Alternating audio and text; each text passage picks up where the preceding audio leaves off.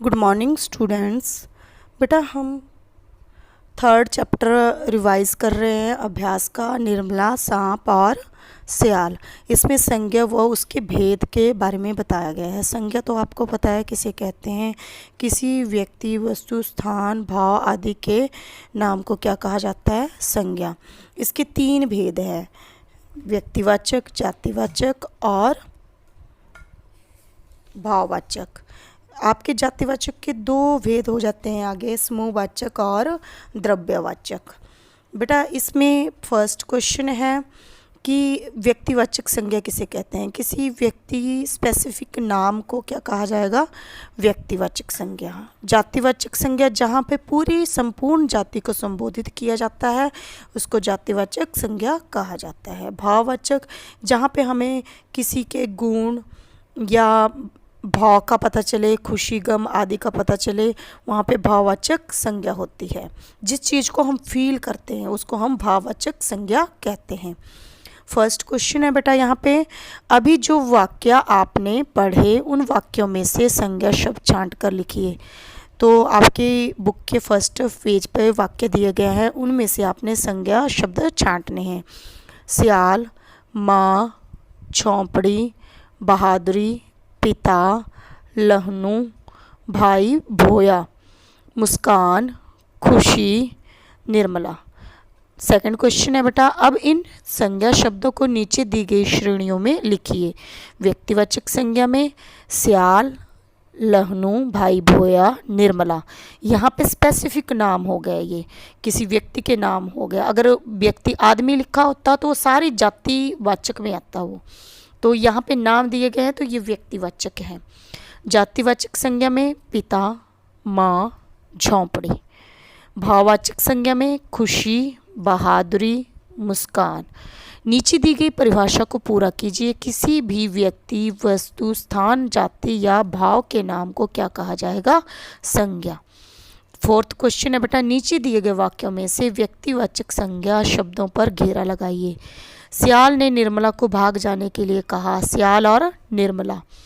दिल्ली भारत का दिल है। दिल्ली और भारत क्या आ गए? व्यक्तिवाचक।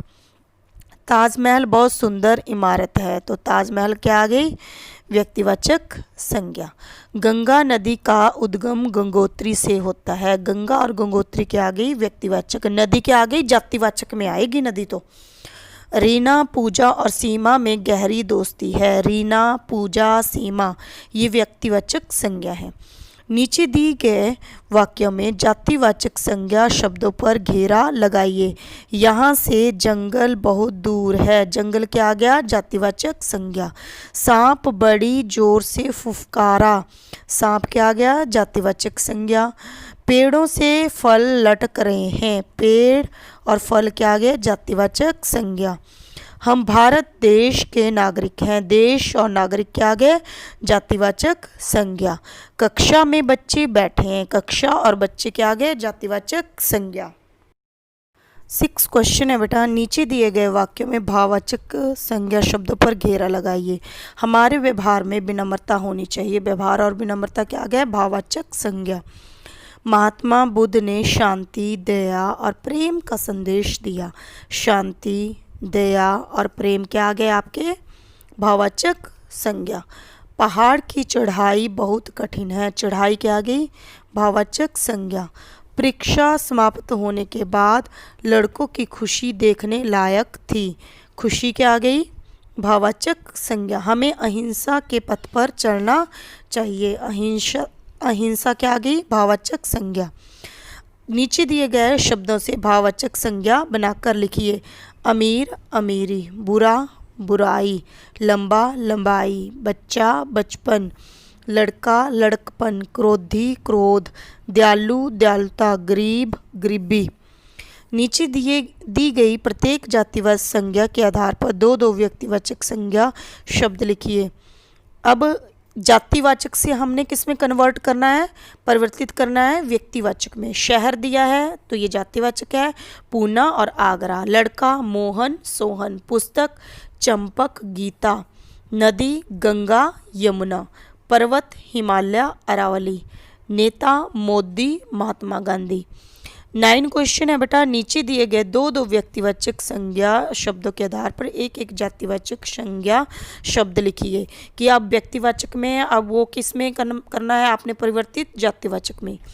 शीला राधिका लड़की है, हिंदी तमिल भाषा है, भारत चीन देश है, पंजाब केरल राज्य है, बबूल पीपल पेड़, रामायण कुरान क्या, रामायण और कुरान आपकी क्या आगे पुस्तक। अब आपने देखा कि व्यक्तिवाचक संज्ञा को किस में परिवर्तित किया गया, जातिवाचक में।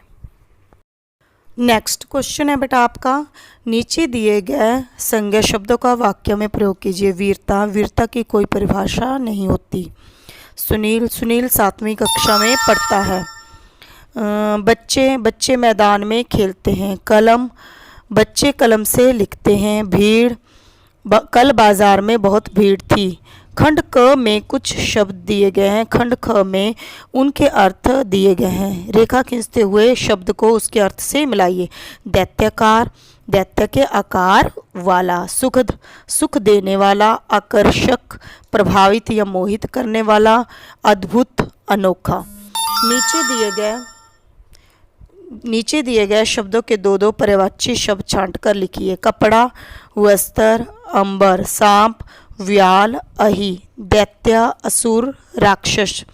आंख, लोचन, दृग। धन्यवाद।